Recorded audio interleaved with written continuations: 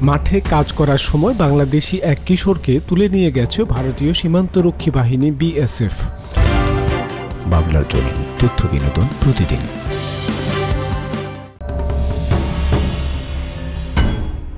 প্রতিবাদে ভারতীয় এক কৃষককে ধরে এনে বাংলাদেশ বর্ডার গার্ড বিজিবির সদস্যদের হাতে তুলে দিয়েছেন বাংলাদেশি কয়েকজন নাগরিক।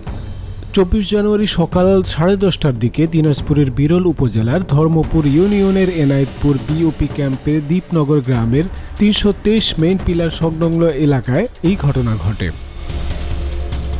এ ঘটনার পর সীমান্ত এলাকায় উত্তেজনা বিরাজ করছে।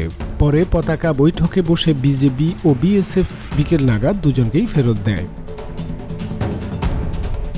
ভারতীয় কৃষকের নাম নারায়ণ চন্দ্র রায়।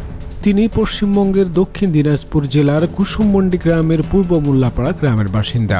আর বাংলাদেশি কিশোরের নাম মোহাম্মদ আলামিন। সে ধর্মপুর ইউনিয়নের কুইকড়ি গ্রামের বাসিন্দা।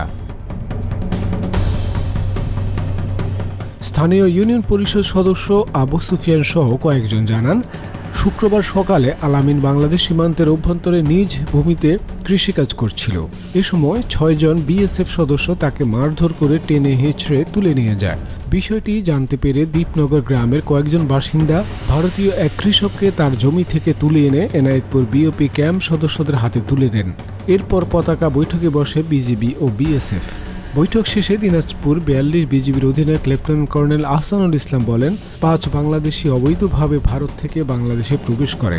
বিএসএফ আলামিনকে তাদের সহযোগী ভেবে ধরে নিয়ে যায়। বিষয়টি ভুল বোঝাবুঝি ছিল। আলামিনকে তারা ফেরত দিয়েছে। ভারতীয় নাগরিকের বিষয়ে তিনি বলেন, তাকেও বিএসএফ এর কাছে ফেরত দেওয়া হয়েছে।